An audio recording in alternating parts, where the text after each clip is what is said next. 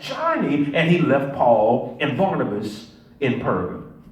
It's in 2 Timothy chapter 4 where it says this. It says, let me go here real quickly. In 2 Timothy chapter 4, can we just have Bible study for a few moments? In 2 Timothy chapter 4, it says, no man warreth. No man warreth, and no man that warreth, rather, entangleth himself with the affairs of this life. He does this because he wants to please him who hath chosen him to be a soldier. It says, no man warreth, no man that warreth, gets himself wrapped up with the affairs of this life, so that he may please him who hath chosen him to be a soldier. In this generation, we have almost lost, and in many circles, we have lost this mindset that Christianity is not looking for members, but Christianity is looking for soldiers. There used to be a time, and we still do, we still ascribe to it. I'm a soldier in the army of the Lord. I'm a soldier we still ascribe to that. We still believe in that. But a lot of our generation now it's not about being a soldier.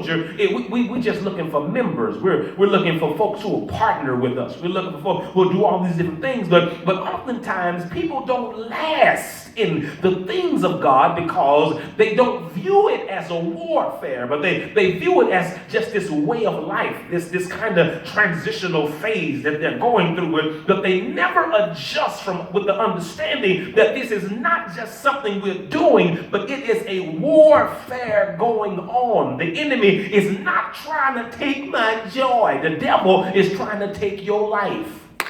The enemy is not just trying to mess with me on my job. He's trying to destroy you, disconnect you from your God, remove you from your destiny, and ultimately see you in hell when he gets there. That's the enemy's purpose. His purpose is not to make you uncomfortable. His purpose is not to make you sad, not to make you depressed. His purpose is not to take some little piece or little joy out of your life, but Satan is trying to kill you, and if you are not determined with the understanding that we are to be soldiers for the Lord, you're not going to make it. And a lot of folks look good and churchy. They got churchy sayings, churchy nuances, but in reality, they go home to defeat. They walk about their days in defeat. They walk about their situations in defeat because they never arrive at the fact that I cannot whoop this devil and loving him, holding him, coddling him, just talking nice to him, but I've got to understand I got to fight.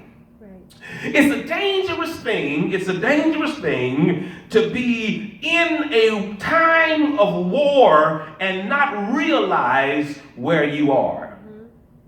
It's a dangerous thing. And I don't know what happened with John Mark. I don't really understand. We don't know totally what caused John Mark to move out of his purpose in that time. But we do know that for some reason and in something, he got tangled up. He got tangled up. It's a thing that happens to us. Sometimes we have good intentions with good plans. We got good folks around us, but we get entangled with something. If you're at work and folk are having the wrong conversation, if you're not careful, you can get entangled in a conversation. If you're in school and you're walking down the hallway, you can be minding your business, but if you're not careful, you can get entangled with something that you have no business getting entangled with. So Mark got entangled with something, but it's a